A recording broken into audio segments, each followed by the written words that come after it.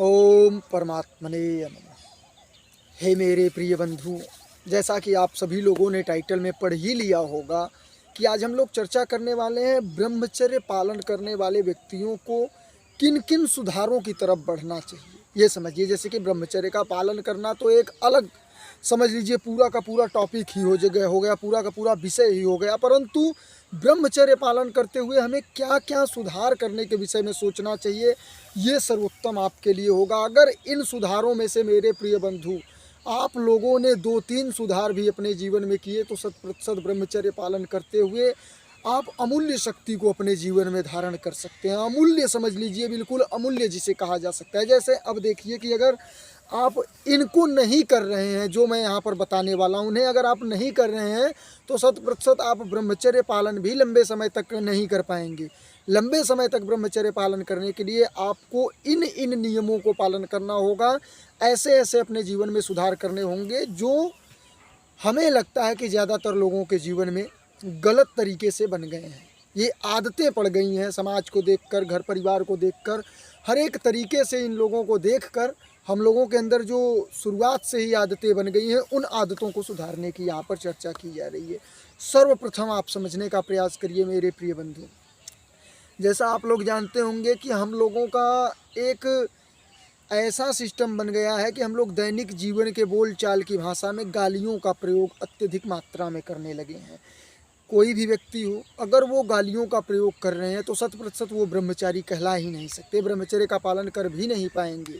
तो आप ये समझने का प्रयास करिए, आपको गाली को छोड़ने के लिए उचित शब्दों को पकड़ना होगा, उचित शब्दों को बोलना होगा, सोचना होगा। क्यों? क्योंकि आप ये समझिए, जो आप बोल रहे हैं उसका प्रभाव आने वाले समय में आपके पूरे शरीर पर पड़ने वाला है, पूरे दिमाग पर पड़ने वाला है, हर एक तरीके से आपको प्रभावित करने वाला है ये शब्द। इसलिए कहा गया है कि शब्द अत्यंत महत्वपूर्ण है। इसे चुन कर बोलिए, क्या बोलना है, कब बोलना है, क्यों बोलना है, कैसे बोलना है। इसलिए गलत शब्दों का प्रयोग हम लोगों को बिल्कुल पूर्णतया वर्जित करना होगा ब्रह्मचर्य के पालन के लिए। आप समझिए, यहाँ पर चर्चा हो रही है। अगर आप वर्जित नहीं कर पा रहे हैं, गाली दे रहे हैं, तो 100% आप ब्रह्मचर्य का पालन भी नहीं कर पाएंगे। इसलिए आप ये समझिए कि बिल्कुल हमें गाली को तो छोड़ ही देना है।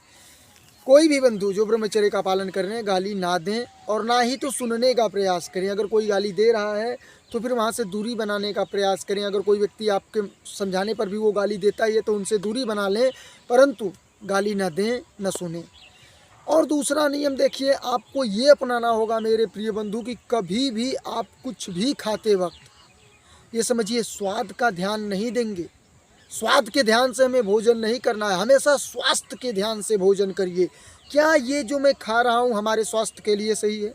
प्रथम प्रश्न हमारा यही होगा। भोजन करते वक्त, भोजन हो या अन्यथा संसार की कुछ भी वस्तुएं खाने योग्य हों, वो खाते वक्त हमें सर्वप्रथम हमारा प्रश्न होना चाहिए कि क्या ये भोजन, क्या जो मैं ये खाने के लिए जा रहा हूँ, ये हमारे स्वास्थ्य के लिए लाभदायक है या फिर मैं स्वाद के लिए ले रहा हूँ। अगर स्वाद के लिए ले रहा हूँ तो तत्काल उसे छोड़ दीजिए। स्वाद के लिए हमें भोजन नहीं करना, हमें स्वास्थ्य के लिए भोजन करना है। ये खाने से हमारे स्वास्थ्य पर क्या प्रभाव पड़ेगा, हमारा स्वास्थ्य कैसा रहेगा, क्या इसे खाने से मैं समझ लीजिए कि शारीरिक रूप से, मानसिक रूप से, आध्यात्मिक रूप से स्वस्थ बन सकूँगा ये भोजन से। क्योंकि भोजन का प्रभाव आप लोगों को पता है, भोजन का प्रभाव हर एक क्षेत्र में पड़ेगा मेरे प्रिय बंधु। मन पर भी प्रभाव पड़ता है, जो कि मन पर आप समझिए कि किसी का प्रभाव नहीं, फिर भी भोजन का प्रभाव मन पर पड़ता है। इसलिए भोजन निश्चित ही आप जब भी लीजिए, स्वास्थ्य के अनुसार लीजिए, स्वाद के अनुसार मत लीजिए। आप ये समझने का प्रयास करिए मेरे प्रिय बंधु, ब्रह्मचर्य पालन करते हुए आप अपने बड़े लोगों का सम्मान करिए। आपसे बड़े जो हैं उनका सम्मान करने की आवश्यकता है हमें। प्रतिदिन घर में उठकर माता पिता, बड़े भाई, बड़े बहन, चाचा चाची, इन लोगों का पैर अगर आप छू सकें तो आप लोगों के लिए अत्यंत उत्तम होगा। ब्रह्मचर्य पालन के लिए भी और संस्कार आपका इतना अच्छा होगा, कहने की आवश्यकता नहीं। ये समझिए कि प्रातःकाल उठ के रघुनाथा, माता पिता गुरु ना वही माथा। तो ये जो 3 नियम है मेरे प्रिय बंधु, इन तीनों में से हमें 100% पता है कि तीनों नियम 90% लोग नहीं कर रहे हैं। 90 नहीं 95% लोग नहीं कर रहे हैं। परंतु अगर आप इन तीनों नियम को लेकर चल सकें तो 100% ब्रह्मचर्य पालन भी आप आसानी से कर सकेंगे और उन्नति को प्राप्त करेंगे मेरे प्रिय बंधु। क्योंकि वेद अपना कहता है कि जो व्यक्ति अपने से बड़े, मतलब अपने से ज्ञानी, अपने से बड़े, अपने माता पिता और क्या कहते हैं कि बड़े बड़े लोग जो भी घर के हैं, बाहर के भी हैं, उनका सम्मान नहीं कर रहे हैं तो वो उन्नति नहीं कर पाएंगे किसी क्षेत्र में। क्यों? क्योंकि दिमाग उस तरीके से विकसित ही नहीं होगा।